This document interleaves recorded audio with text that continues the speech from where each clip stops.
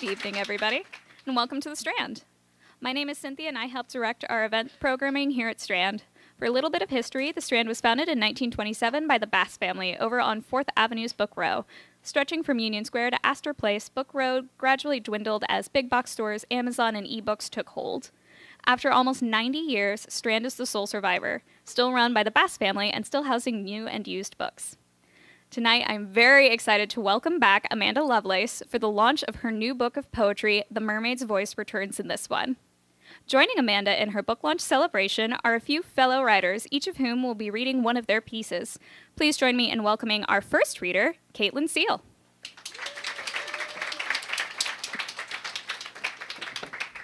Just gonna. Okay. Hi, everybody. I'm Caitlyn, and the first poem I'm going to read for you, are there any Dragon Age fans here? Video game fans? All right, so I was super sad, and I wrote this about my character, the Inquisitor, for Dragon Age Inquisition. I'll stop now. I'll just start reading. Kill your Inquisitors, that's what it's called. When I think about what it would be like to kill myself, which is not often, I kill my video game characters. Not like a kid pouring salt on a slug and watching it die, but like having the Inquisitor in Dragon Age jump from the 12th story balcony all the way down to the courtyard instead of taking the stairs. I picture her shin bones pushing through her knees, her spine collapsing like a folding wallet into one portable vertebrae, how everyone around her would react when they heard the sound her body made on the cobblestone. When I think about what it would be like to kill myself, I put my controller down while a group of undead attack. I answer my text and maybe grab a snack, and by the time I get back, she's laying dead in the grass, CGI blood spattered across the glitchy green ground. I walk her into the ocean until the screen goes black, and she washes back up on shore only to try again. I don't replenish my health potions before I enter the boss fight. I sell all of my good armor and weapons, leave her with a level 1 apprentice dagger to fight off a horde of demons. See, I never really want to kill myself. I just want proof that there's a place where it wouldn't be permanent if I did, proof that there's a place where I can drink a vial of some shit and still come back to life or get spat back out after diving headfirst into quicksand, where I can literally set myself on fire and still fight off a bear or a wolf or both. Because death isn't scary or desirable if it doesn't stay. Because death means nothing if it won't touch me long enough to keep me, because in the video game world, death is only for the side characters. Death takes one good look at me and decides it would rather not, because the game can't go on without me, and I need something that can't go on without me. Because death is a door I can always walk back out of here, so I never need to open it, because I'm fucking invincible here, and nothing can kill me if I don't let it.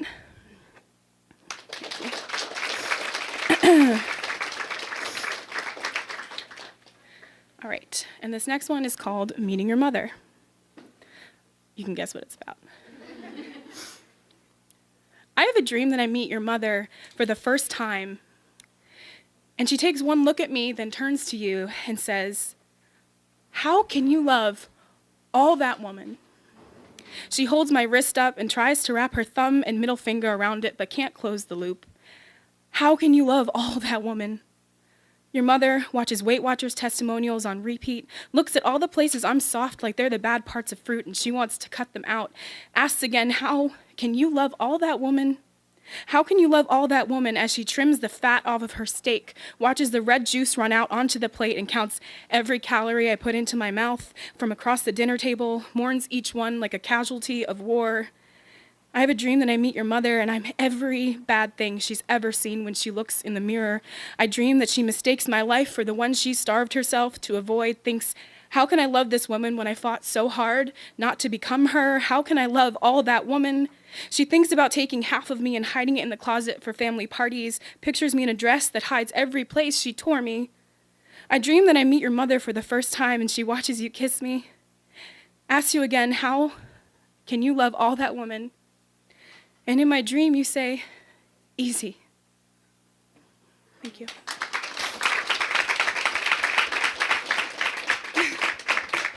Thank you. And the last one is from Amanda's book. It's called Blade. I got a lot of video game references and stuff. Anyway. I say, I want your fingers in my mouth. I say, I want your fingers in my hair. I say, I want the violent slide of your tongue like a blade across my throat. You say, haven't you done this before? Hasn't he touched you like this before? Girl, don't you know it's not supposed to hurt? I press my mouth to the wound until it disappears, and I say, I know. Do you? Thank you, everybody.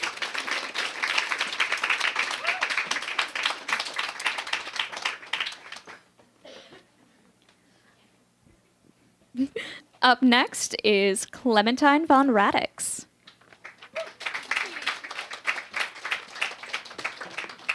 Hi, friends. Hi. You can talk. There's so few. I was just saying, like, shows this small, I feel like it's silly to stand on ceremony. So if you want to make noise and, like, let me know you like my poems, / all of our poems, I'd agree and appreciate it. Do you know? Thank you. You are a hero. Thank you. Okay, I couldn't find my own poem. I'm going to read my poem now. It's called Notes on the Term Survivor. I need you to know I loved him enough to lie to everyone who knew me about how bad it got. I need you to know there is still a bullet between my ribs in the shape of his holy mouth, and I need you to know the night the neighbors saw what they did, the night I took back my voice, finally found the strength to call him a monster, I woke up the next morning, and I didn't feel brave. I woke up feeling like the love of my life is a monster, which is the opposite of triumph, which is the whole world dropped, clattering across the hardwood floor, and we talk about survival like it's a thing that makes you stronger, like it is a lesson learned. But I remember everything. I was a bird before this, and now a graveyard of the unburied. My healing, it is ugly. My edges cracked and uninspiring, but still, they are my edges still. I am healing, and isn't that itself a song? A chorus of rage and gentle, worthy of a dance. Say survivor. Say it with its whole, its unbearable weight, and say it again, and say amen. Say amen. Cool.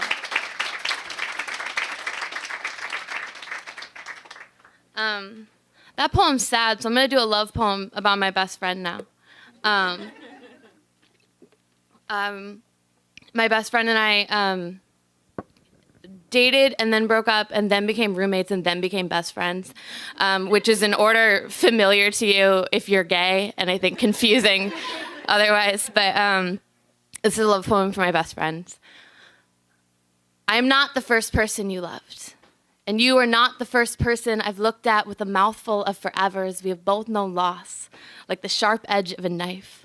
Both lived with lips so long, more scar tissue than skin, that love arrived unnoticed in the middle of the night. Love came when we had given up on asking it to come. That has to be part of its miracle, and this is how we heal. You will kiss me like forgiveness, and I will hold you like your hope. Our arms will bandage. We will press promises between us like flowers in the pages of a book, and I will not be afraid of your scars. I know sometimes it's still hard to let me see you in all of your cracked perfection, but please know, whether it's the days you burn more brilliant than the sun or the nights you collapse into my lap, your body broken into 1,000 questions, you are the most beautiful thing I have ever seen. I will love you when you are a still day. I will love you when you are a hurricane.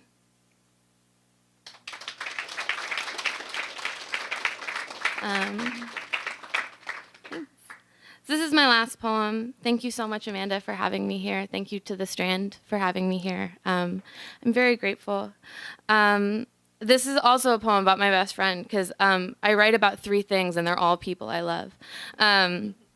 So I just moved to Brooklyn from Oregon about 6 months ago. This is about the first time this friend came to visit me. It's called When My Best Friend Visits, She Brings Home With Her. Misha and I are both people who want to yell and who do not yell. It is a kind of sobriety, to ignore your father in your throat and instead speak to the people you love like you love them. When we whisper, we become the chain breakers. Gentle anarchists of our own blood, Misha arrives from the airport disheveled and perfect, carrying the well wishes of everyone who loves me but remembers me younger. She sets about building me a new set of shelves. I make her biscuits and lentil soup, roll her a blunt, tell her the story of the last mistake I was too old to make and made anyway. I know very little, but I know there are many ways to love people and only a few that feel like this, like an unsnaring, like a cleanly broken wishbone, a new kind of mouth with which to say, I don't know what kind of beast I am, but I am feral with tenderness when I look at you. Thank you.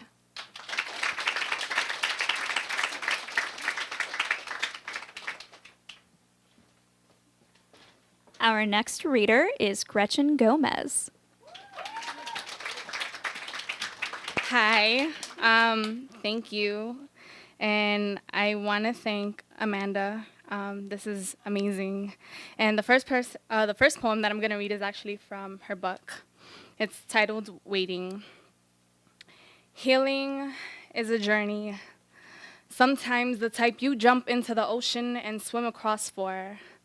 Maybe your journey to healing doesn't have to be like a fire where you burn yourself at the stake and drag your feet through hot coils, skinning yourself bare for everyone to see.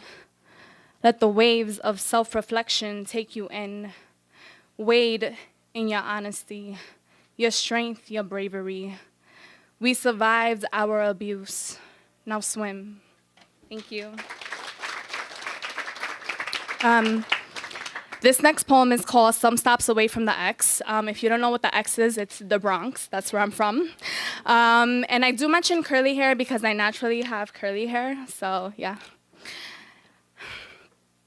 I'm a few train stops away from non-existence, and when I get off this train stop, my body is now a political party. It is the revolution you didn't want. It does not fit your Fifth Avenue confinement. When I open my mouth, they hear accent. They hear second-class citizen, mothers screaming from the fifth floor. They hear welfare. They got me second-guessing the movement on my hands, the tapping of my acrylic nails, the way I place my curly hair all to the left side of my face to give them more bounce, and that's exactly what I do. I bounce. I ride the train home and feel more at ease when I see people come in who look like me. My body relaxes when the train stops, a similarity, more like family. What is othering if we all walk the same way? Talk with hands that always have something to say, understanding that we face the same struggles every day. You see, in the Bronx, my body is not a democracy. It is a God-given talent. In the Bronx, when they hear accent, they hear angels being sent to help. We see equality. Thank you.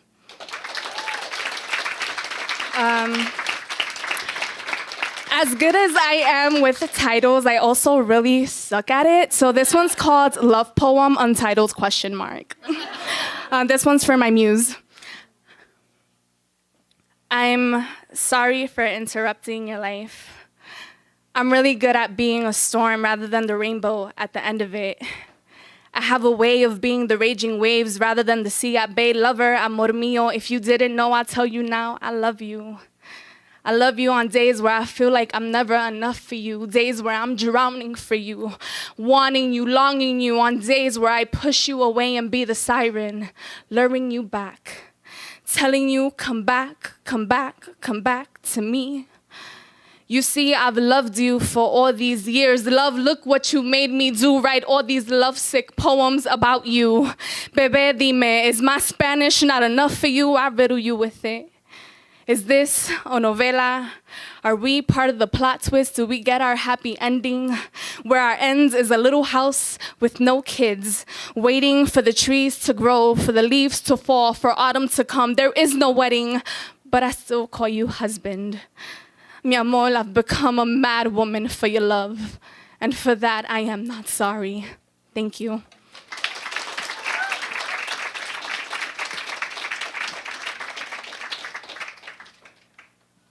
Next up is Alison Malee.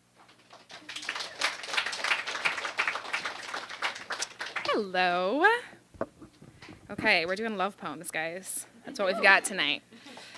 This is called Oh, I Am. Except sometimes I battle the idea of wholeness and why I cannot find it in the small of his back or his hands cupped around my thighs like undiscovered rivers. Because he is nothing if not running water. While I boil and boil, I sit on the counter simmering for days until I am bone dry, until it is only glass and thirst. Anger is a jealous master. The truth and the lie. I am full, but I do not know the source. I am full, but I have not yet poured from my own reserves. I am full, but I do not know if I am whole. Are these one and the same? Am I balancing words on my tongue that do not have the same meaning? I breathe, and honestly, all this crisp air, all the morning shadows, all the birds that sing outside my window, his hands, his hands, his hands, oh, I am full.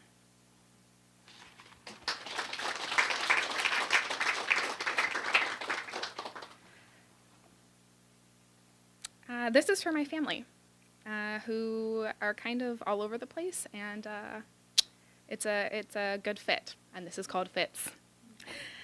I carry memories as second skin.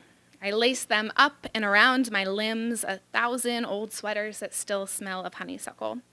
Sunday, the image of my father's jaw as it cracks into a smile. Tuesday, the gap in an old lover's teeth, the outline of his hair against the pillowcase. Thursday, all of my sister's smiles. I let them become part of my smile too.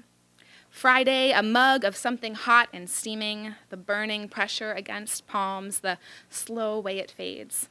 Monday, only the sun, how it brings out your freckles, how you curl your hair around your finger in the summer.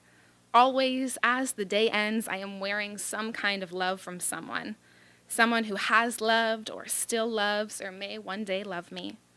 Even as I sleep, I am trying on new moments. It all fits.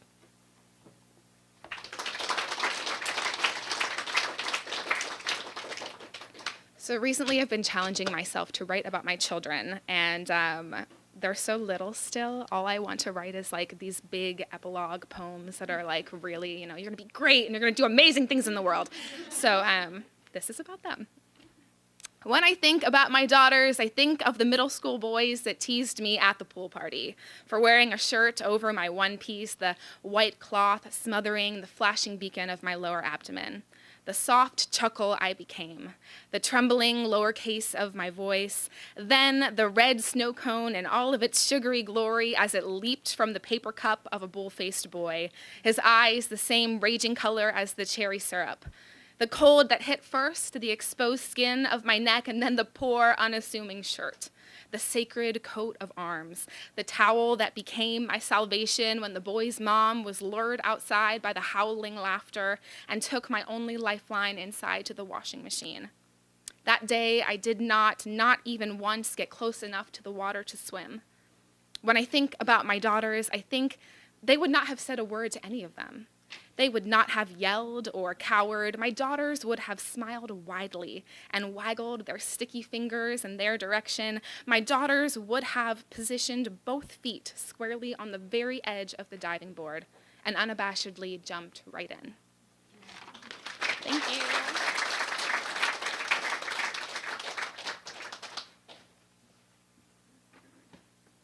Reading next is Trista Mateer.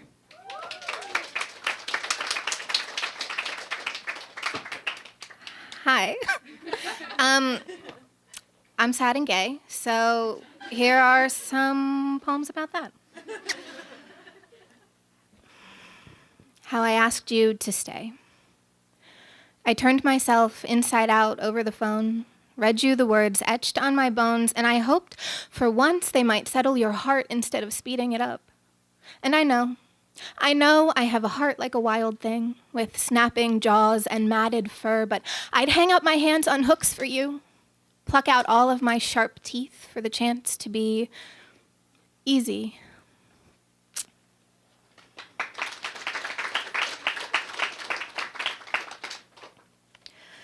Conversations about her always start the same way. Someone asks, "What does your tattoo mean?" And I say, "I loved somebody too much once." They shake their head like, I don't know what I'm talking about. Like, I'm one of those parents with selective hearing. They shake their head and point, no, not that one. the one on your foot. I say, every part of me means the same thing.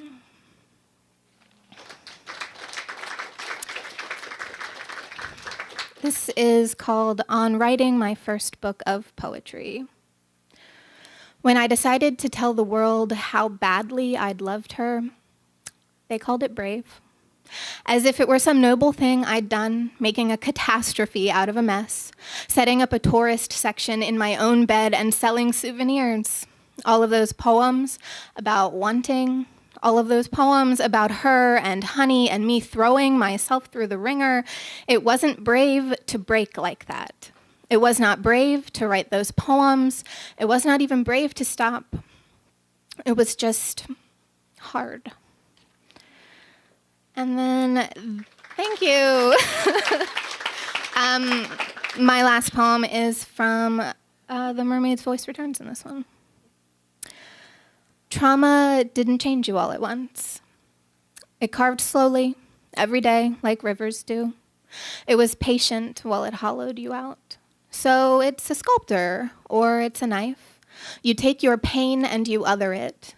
You give it a new name and a new face. You say, this might have helped shape me, but it is not a part of me. You say, I meant to break open, to make room for stars. Thank you.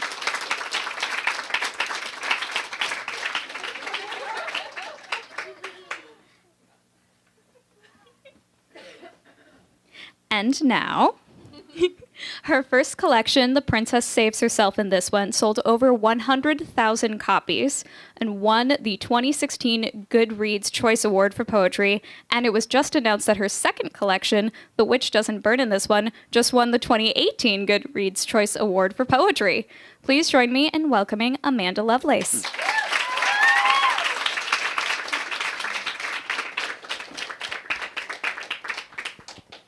Hi.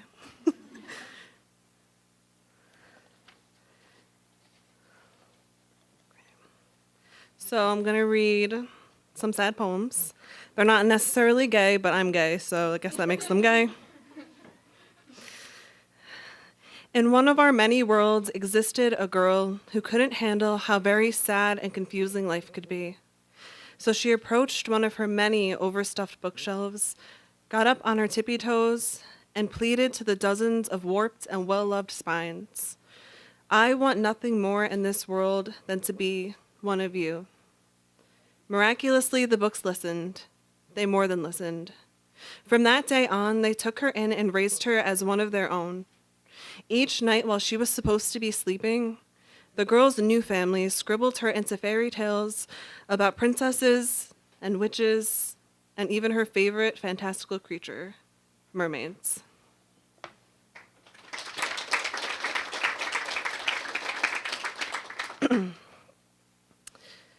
After the unimaginable happened, the mermaid left the dried up sea of her planet and rode a shooting star straight to the sky. How he managed to choke me with both of his hands, both of his wrists ribboned together behind his back. Do not say a word. When I tell you I'm still waiting for my Hogwarts letter, what I mean to say is, I never meant to be here for so long, forever wandering lost and wanless. She didn't kiss frogs. She kissed great white sharks. Shiny gold flecks coat the tips of my fingers the first time I place them onto your skin. Bringing them to my lips, I cannot help but to think that it tastes like something not of this world. Carelessly, I misplace the age-old fairy lore, which warns humans like me never to eat or drink anything that seems too good to be real, lest you lose yourself too completely. My Midas.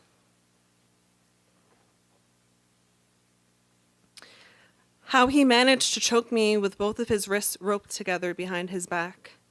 I know you wanted it. How she managed to choke me with both of her wrists vined together behind her back. But you didn't say no, right?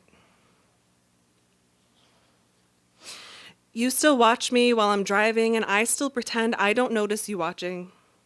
You still hold my hand, and I still hold yours back. You still tell me that you love me, and I still tell you that I love you too. We still kiss when we think no one else is watching, secretly hoping they are. We even still go for hot coffee when it's 102 degrees outside. We pretend until our teeth disintegrate and our gums bleed from the effort it takes to smile it all away, trying to keep my eyes on the road.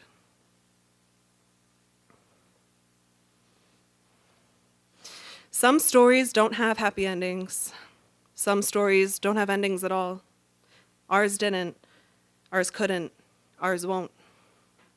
It was easier to pretend you died. It was easier to kill the sleeping prince. I wrote my own ending in blood.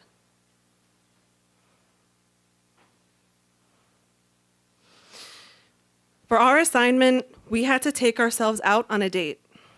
I went to a flower shop named In the Garden and bought myself a bouquet of wilting daisies everyone else turned down. And I attached a love note for myself to read later. I went up the street to Water Witch Coffee and picked up 2 danishes only I would be eating, and before dinner no less. I made a pot of coffee big enough for 4, and I stood outside, mug perched in hand, staring into the thin winter bare forest in my backyard. For what, I must admit, I'm not entirely certain. I'm no longer searching for reasons or explanations for the past. I'm only searching for breadcrumbs leading to more breadcrumbs that will, with any luck, eventually lead me down the path I've been looking for this whole time, homeward.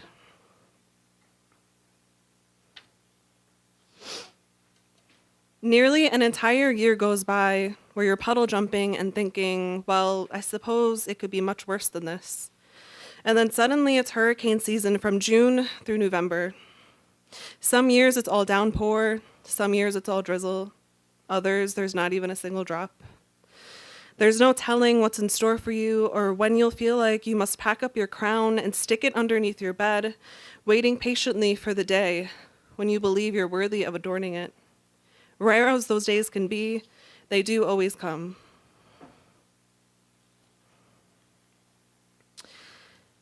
If you want to put on your very best dancing shoes, then do it.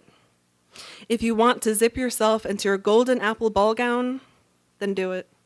If you want to paint your face while you dream of all the Cupid-shaped smudges you'll leave on mirrors for passers-by to collect on their lips, then do it.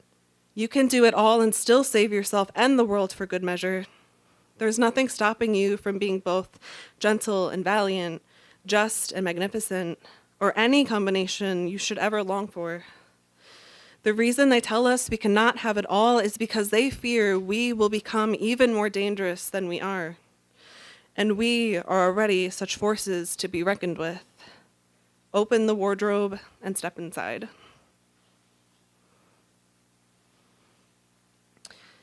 No matter how you choose to tell your truths, a whisper, a melody, a scream, you are still toppling mountain ranges. You possess avalanches. Thank you.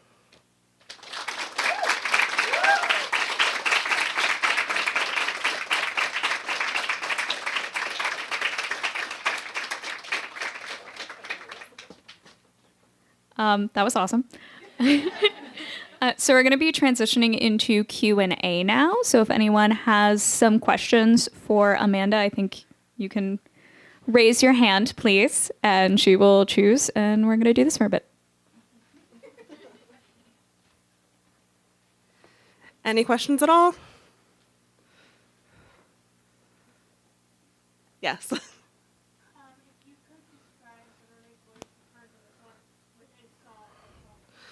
Ooh, that's a tough one on the spot. Probably something by Florence and the Machine. Anything. Anyone else? Could be about anything. Yes.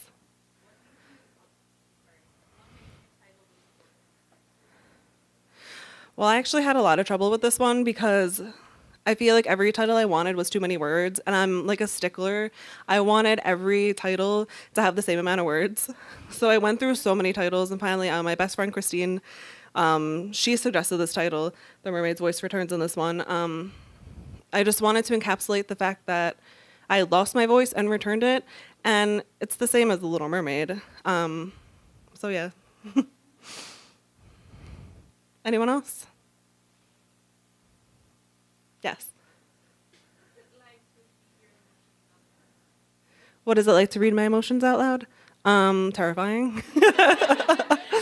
Before we came on, we were all like feeding anxiety off of each other in the bag. It is. But honestly, it's easier when it's written down because at least like I know what I'm trying to say and I've already expressed the emotion. So it doesn't make it that much less terrifying, but it's a start. Yes.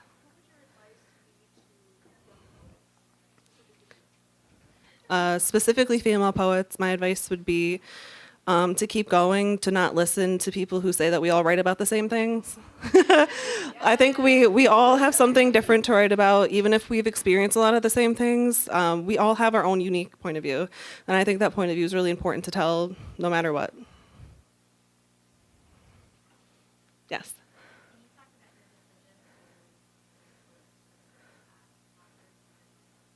Right, so throughout my series, Princess and in which a big theme was to have, or to encourage the reader to write their own story or to speak their own truths.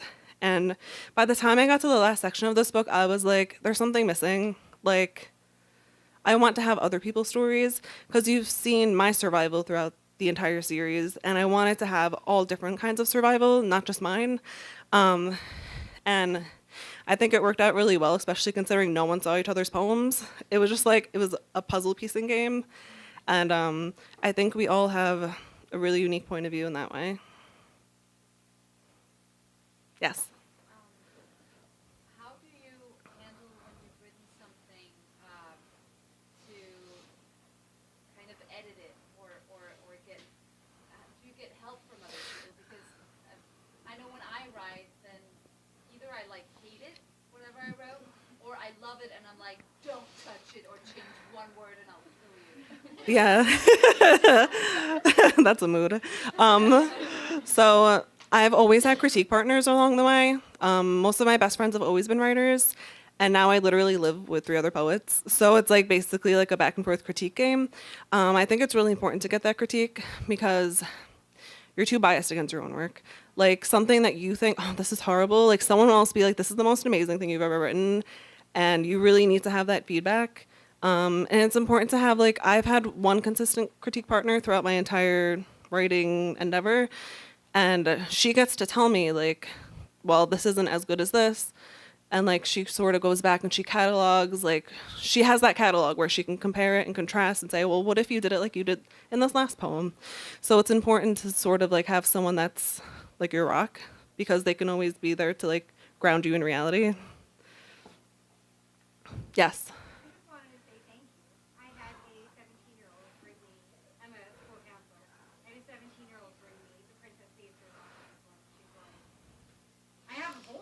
You need to read this. You need to share the meeting. We did. We passed it around amongst the counselors, and we started a book club with your book. Girls finally felt like somebody got it, and I can't even tell you what kind of. There's no praise on that. So thank you. Oh, no, thank you.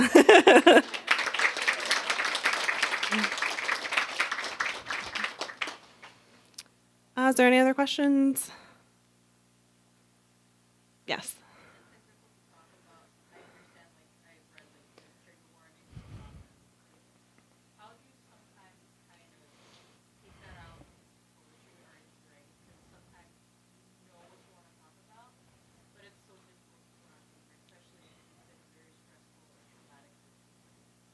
It's definitely not easy, of course. It took me many years to write about this stuff. And with the trigger list specifically, like when I'm writing and I'm reliving the moments, I sort of take what would trigger me as a reader and try to map that out so no one else has to feel that way unexpected. Because I've definitely been that reader.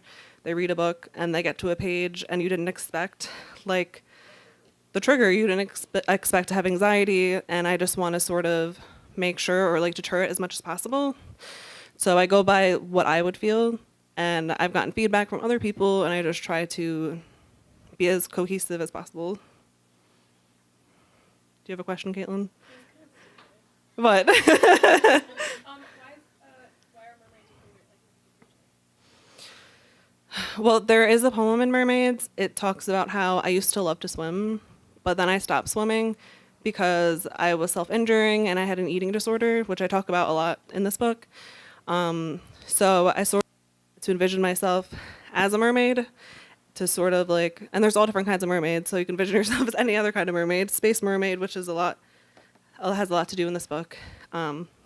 So I always wanted to be the mermaid that I couldn't be, like in my real life, if that makes sense. Yes. Hi. It's a lot of me writing the book and me opening up a new file and reordering everything until it's like a cohesive story that you can understand. And with every book, I did so many drafts with this. This was like 8 drafts, just me going back and forth to try to make it make sense. And of course, having other people look at it and be like, does this make sense? Because it's my life, so I already know what makes sense to me. Yes. Hi. Absolutely this one. Like with Princess, there was basically 1 draft and I was done, which was a little harder. But this one was months of me not even knowing what the book was going to be about and me writing like really crappy first drafts. And then when I finally figured it out, it was sort of natural. It was like, okay, well, Princess is about child abuse, which was more of a generalized book, a political book about rape culture. But what was lacking from it was my own story. So it was like the way that I pieced those together is to tell my own story. So although Witch was very steeped in the Me Too movement, like this is my personal Me Too narrative. So that's how I like to piece all 3 books together. Anyone else? Yes.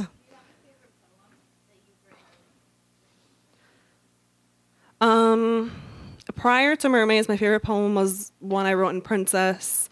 It was dedicated to all of my deceased muses, Emily Dickinson, Virginia Woolf. There was a whole list in there. And this one, I actually read it.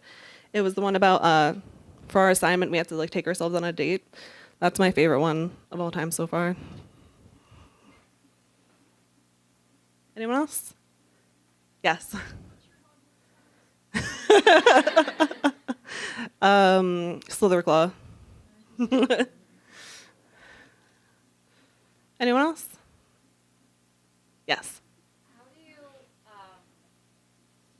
I don't know how to phrase it.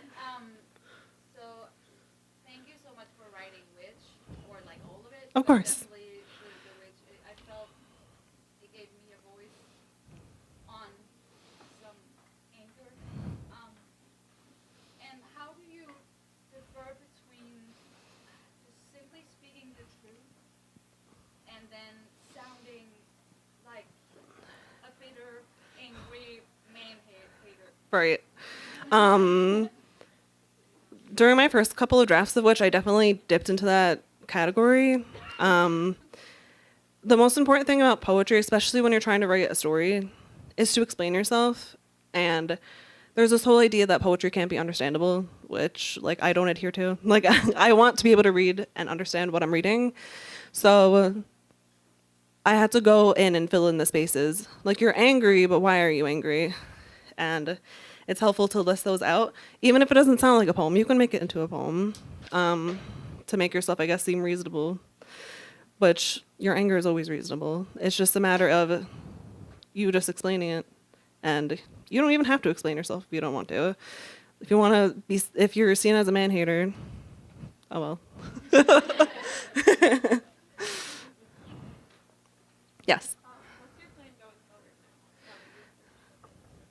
forward? Last fall, I had a book come out called To Make Monsters Out of Girls. And this fall, I'll have the sequel coming out. It's called To Drink Coffee with a Ghost. And that's like that's the final for that series. Right now I'm working on another 3-book series, much like the Women Are Some Kind of Magic series, like Princess, Witch, and Mermaids. About halfway done with the first one. It should come out this time next year, but who knows what happens. I'm still in the middle of it, but hopefully, fingers crossed. Any other questions?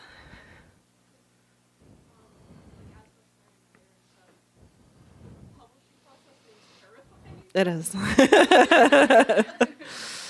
Poetry especially, because it's still one of those genres where publishers are like, is this a trend?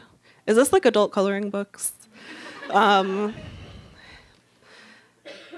more and more poets are being picked up, so I think it's a lot less of a terrifying environment now, especially like from what I see anyway. More and more publishers are picking it up. More agents are representing poetry books. It's just a matter of having your perfect book baby and being willing to put it in someone's hands and pitching it to an agent or pitching it just to a publisher to see if they want it. There's all different ways you can go. Like personally, I self-published first, and a publisher noticed and they liked it, and then they picked it up. While that's rare, it does happen, but usually it's pitching your book to an agent sort of deal.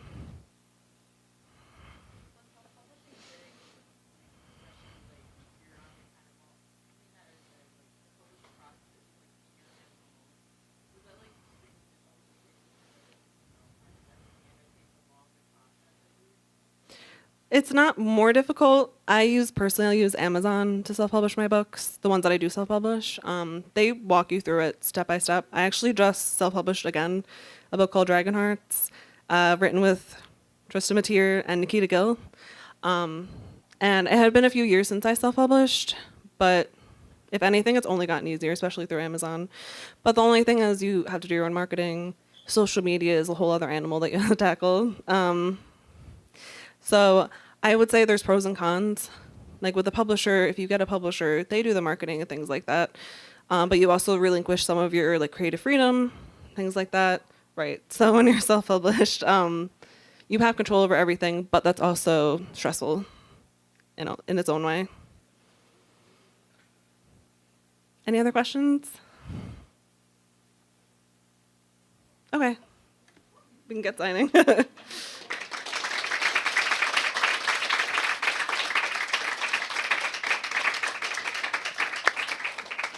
Cool. We're going to switch it over to the signing now. If anyone would like to purchase books from any of our speakers tonight, they are actually over at the registers. Hi, Jacob. Thank you guys so much for coming, and please give it up again for all of our readers.